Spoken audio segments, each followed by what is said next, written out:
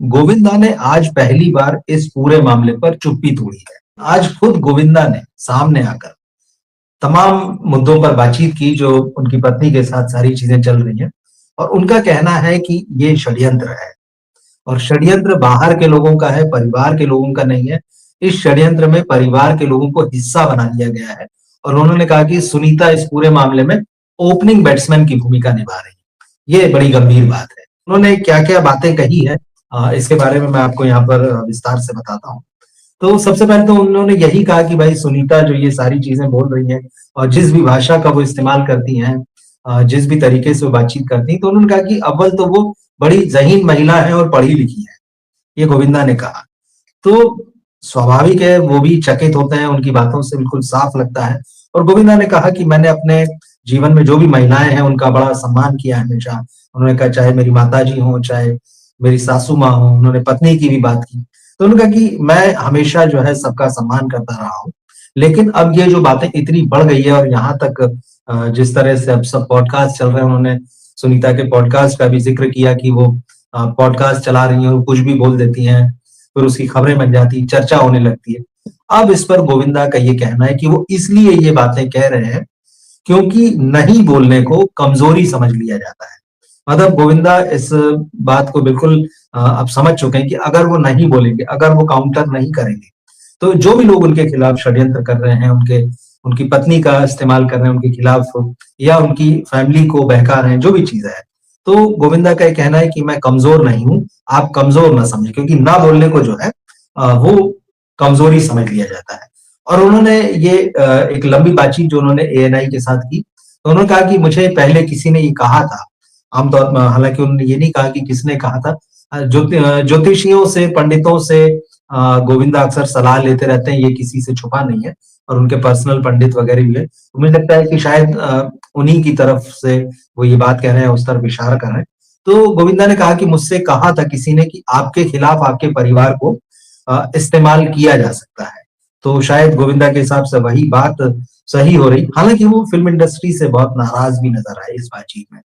उन्होंने कहा film industry में जिस पिछले 10-11 सालों से जिस तरह से मुझे काम नहीं मिल रहा है, जिस तरह से मेरी फ़िल्मों के लिए स्पेस नहीं बनाया जाता है, अगर वो थिएटर में भी आती हैं। गोविंदा पूरी तरह से अलग-थलग पड़ चुके हैं। तो उन्होंने कहा कि भाई उन्होंने लोगों ने बगैर नाम लिए कहा कि उन लोगों ने पहले मेरे फ़िल्मी करियर को तोड़ा, मेरे काम को तोड़ा, अब वो मेरे परिवार को तोड़ना चाहते हैं, मेरे परिवार को तोड़ रहे हैं। हालाँकि सुनीता के खिलाफ वो डायरेक्ट कुछ नहीं बोले और उन्होंने कहा कि भाई महिलाओं का एक अलग अपना थॉट प्रोसेस होता है। वो परिवार देखती हैं, बच्चों को देखती हैं और हम लोग जैसे पुरुष जो हैं वो काम देखते हैं। तो उनका कहना है कि भाई हम काम को आदमी जो होते हैं वो काम की तरह देखता है। महिलाओं का थॉट प्रोसेस जो है वो क्योंकि अलग होता है, वो इमोशनल होती हैं। तो यही वजह है गोविंदा के हिसाब से कि कुछ लोग उनकी वाइफ़ का इस्तेमाल करते हुए उनके खिलाफ एक कॉन्स्पिरेसी कर रहे हैं और ये कॉन्स्पिरेसी जो है वो बहुत बड़ी होती जा रही है। और यहीं पर उन्होंने कहा कि भाई सुनीता को इन लोगों ने ओपनिंग बैट्समैन की तरह इस्तेमाल किया है। मतलब क्रिकेट में जैसे ओपनिंग बैट्समैन होता है, पारी की शुरुआत करता है। तो क्या गोविंदा ये कहना चाह रहे हैं कि शायद ये कुछ लोगों की तरफ से अभी सिर्फ शुरुआत है? उनका कहना है कि ये बदनाम करने की कोशिश है, परिवार को तोड़ने की कोशिश है, अ, उनके खिलाफ उनके लोगों को इस्तेमाल करने की कोशिश है।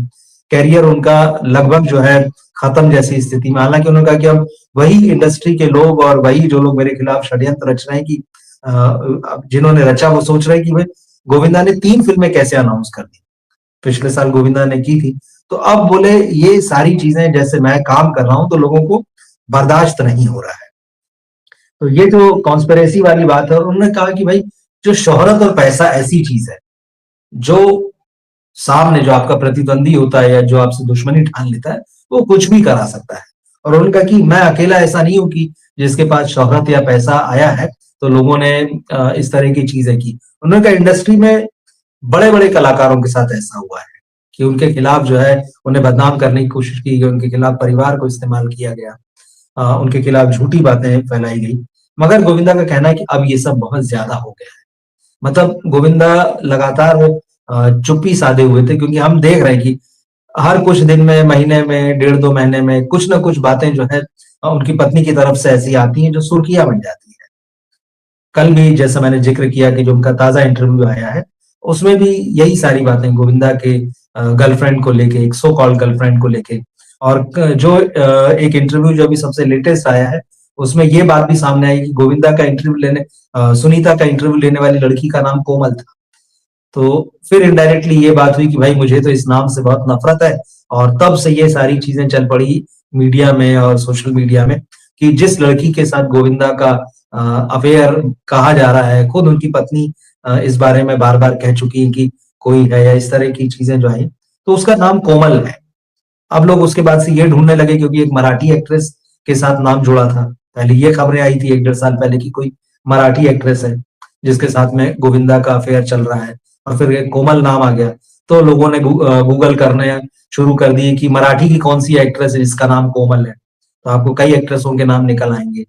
फिर भी उसमें 2-3 नाम जो है बड़े खास है, फिर एक आध नाम पे पिन पॉइंट कर रहे हैं। अब ये कोमल नाम चल पड़ा है गोविंदा के साथ में। अब ये किसने किया, तो ये किसी बाहर वाले ने नहीं किया, ये सुनीता जो उनकी वाइफ है, उन्होंने जिस तरह से इंटरव्यू दिया, जिस तरह से इस नाम पर रिएक्ट किया, जो टिप्पणी की, तो ये बात है। तो अब गोविंदा कह रहे हैं कि भैया बहुत ज्यादा हो गया है।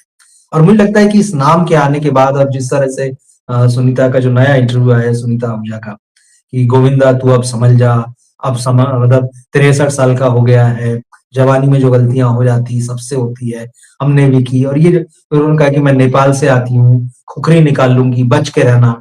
उन्होंने शुगर डैडी की बात की कि इंडस्ट्री में बहुत सारी लड़कियां आती है, शुगर डैडी की तलाश करती हैं, और शुगर डैडी जो है उनके मतलब फिर उसके बाद पैसे शुरू में संबंध बना लेती हैं, जो भी ड्रामा चलता है उसके बाद वो ब्लैकमेल करने लगती, ऐसी बहुत सारी बातें की।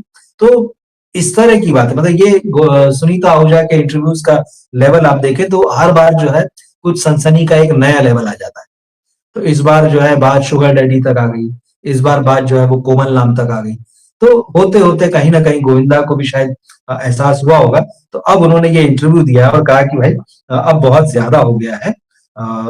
लेकिन उन्होंने ये भी कहा कि भाई मैं इस मामले में ज्यादा कुछ नहीं कहना चाहता हूँ, सिर्फ यही चाहता हूँ कि ये सारी बातें खत्म होनी चाहिए और किसी को कोई तकलीफ नहीं होना चाहिए, खास तौर पर उन्होंने कहा कि बच्चों को। उन्होंने कहा कि मेरे बच्चे बहुत अच्छे हैं और कोई समस्या नहीं है, बच्चों के साथ सब कुछ ठीक है। और इन सारी बातों से गोविंदा के हिसाब से बच्चों को भी कहीं ना कहीं तकलीफ होती है, और उन्होंने कहा कि हम कोशिश कर रहे हैं, यश भी कोशिश कर रहा है और उसको लॉन्च भी करना है।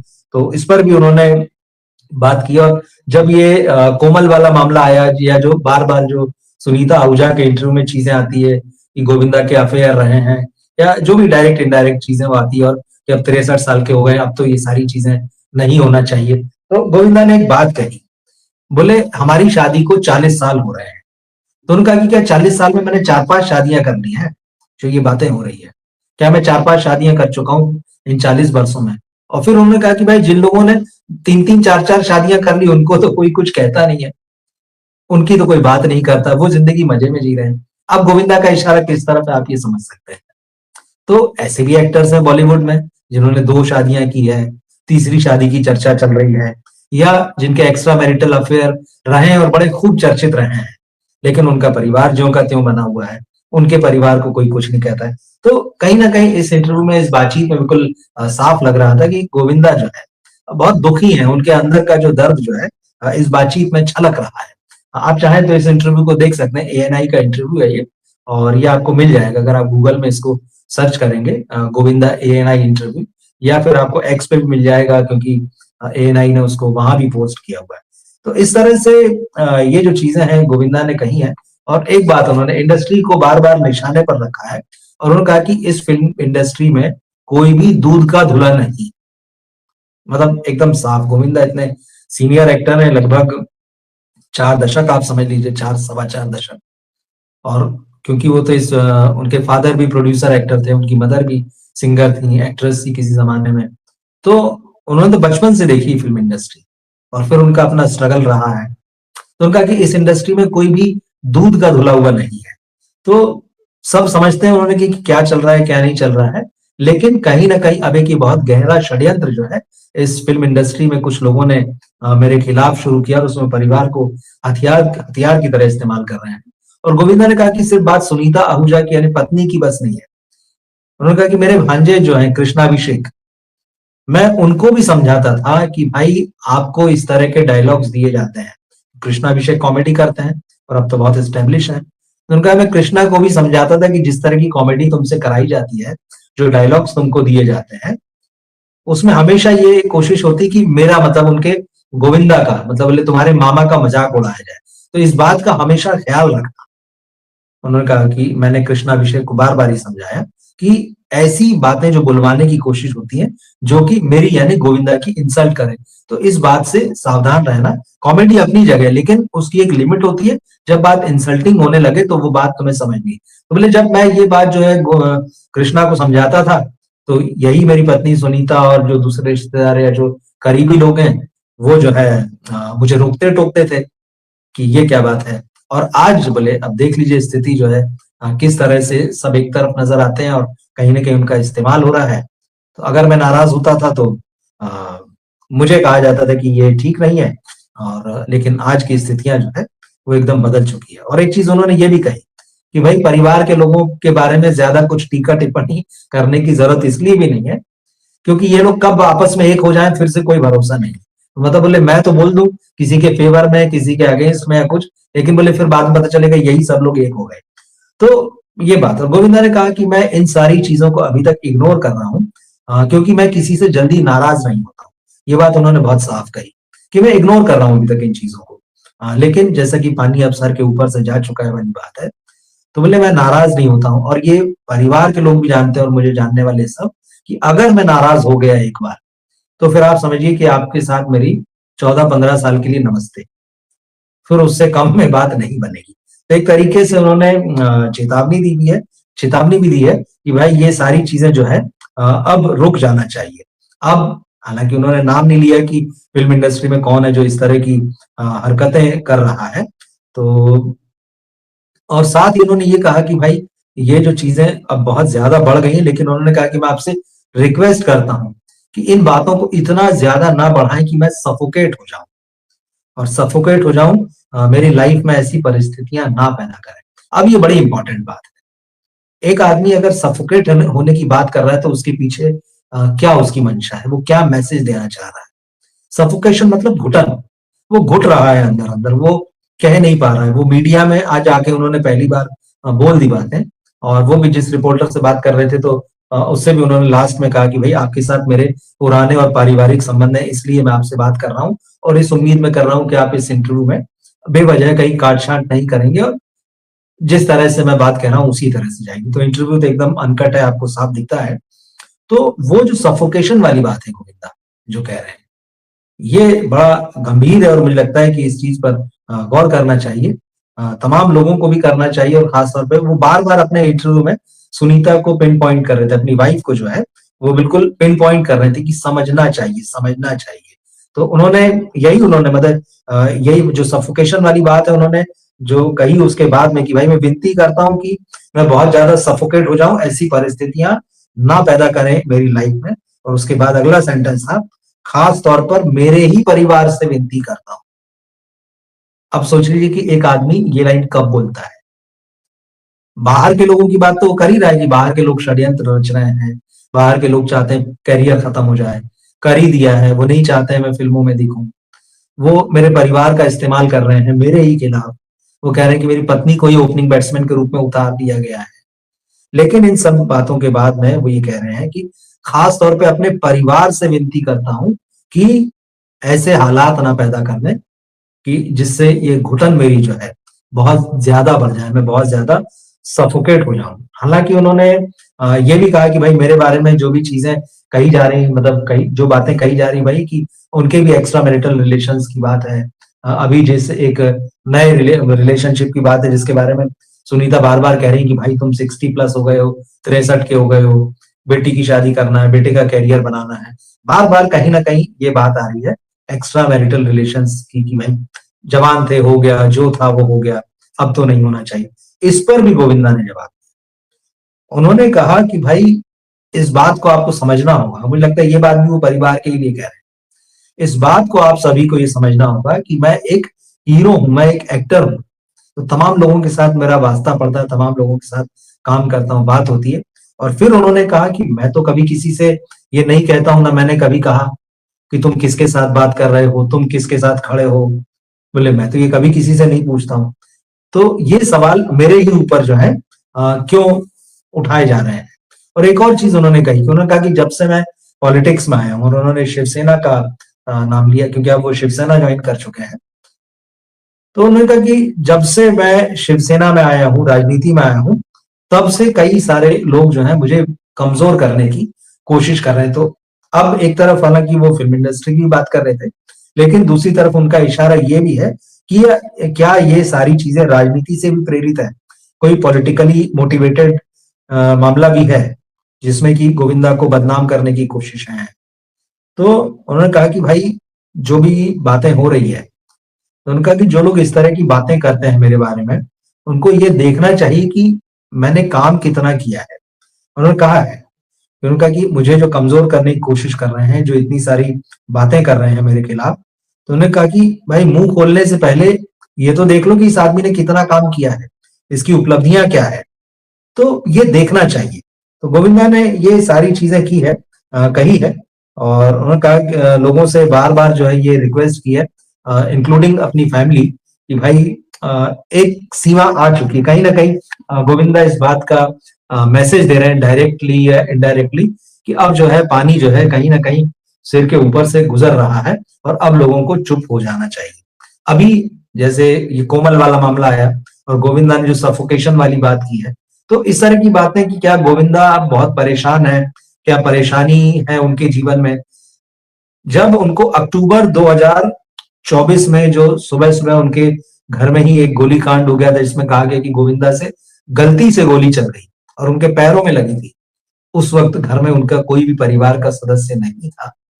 उनकी पत्नी खाटू श्याम जी में थी, बेटे बेटी जो है दूसरे अपार्टमेंट में जहां भी वो रहते हैं गोविंदा के साथ नहीं थे। गोविंदा को अस्पताल में भर्ती कराया गया था, तब भी ये सारी बातें आई थी कि क्या ये सचमुच हादसा है या फिर कुछ ऐसी चीज है जिसको छुपाया जा रहा है, जिसको ऐसी चीज है जिसके बारे में जो है अंदर कोई रहस्य है। तो अब जब गोविंदा इस तरह की बात कह रहे हैं कि भाई सफोकेशन जो है हद से ज्यादा ना हो जाए, सफोकेशन जो है वो बहुत ज्यादा ना हो जाए, तो फिर से ये सारी बातें निकल रही है। और सिर्फ वो 2024 का ही मामला नहीं, पिछले साल भी आपको याद होगा, आई थिंक अक्टूबर नवंबर की बात है, गोविंदा अस्पताल में भर्ती हुए थे, अचानक उनकी तबीयत बिगड़ गई थी। तब फिर ये कहा गया कि भाई वो कुछ फिटनेस के लिए कुछ ज्यादा ही वर्कआउट वगैरह कर रहे थे और उसकी वजह से एग्जॉस्ट हो गए, उनको अस्पताल में भर्ती कराना पड़ा। तो ये सारी चीजें हैं और पहली बार जो है गोविंदा ने, जो उनकी पत्नी लगातार इंटरव्यू दे रही है पिछले 1.5-2 सालों में, सुर्खियों में बनी हुई है, और उनका हर इंटरव्यू जो होता है उसके केंद्र में जो है वो गोविंदा होते हैं। हालांकि वो कह रही हैं कि अब मैं अपना नाम बनाना चाहती हूँ, अपने दम पे पैसा कमाना चाहती हूँ, वो सारी चीजें ठीक है, लेकिन सुनीता के जितने इंटरव्यू अभी तक आए हैं पिछले 2 साल 2.5 साल में, हर किसी के केंद्र में अगर कोई बात है तो वो गोविंदा। गोविंदा के बगैर उनका कोई इंटरव्यू पूरा नहीं होता, गोविंदा के बगैर उनका कोई इंटरव्यू सार्थक नहीं है। और अगर वो इंटरव्यू देती भी हैं तो सारी हेडलाइंस जो हैं, जो भी मीडिया में बनती हैं, सोशल मीडिया में बनती हैं, वो गोविंदा से जुड़ी हुई ही होती हैं। अब भले ही सुनीता ये कहे कि मैं अपने लिए अब नाम पैदा करना चाहती हूँ, मैं उसके लिए, मैं ये नहीं चाहती हूँ कि दुनिया मुझे सिर्फ गोविंदा की पत्नी के रूप में जाने, वो सारी चीजें अपनी जगह ठीक है। लेकिन गोविंदा ने ये जो आज एएनआई को इंटरव्यू दिया, ये बहुत महत्वपूर्ण है, मुझे ऐसा लगता है। पहली बार उन्होंने इस तरह से अपना जो भी पक्ष है वो रखा, आप कह सकते हैं। तो मैं कहूंगा आपसे कि आप देखिएगा, एएनआई ने ये इंटरव्यू डाला हुआ है, वीडियो भी है इसका, तो आप देखिएगा और बताइएगा। और इस पूरे मामले पर आप क्या सोचते हैं, ये भी जरूर बताइएगा। बाकी मिलते हैं फिर हम अगले किसी लाइव या वीडियो में। नमस्कार, शुभ रात्रि।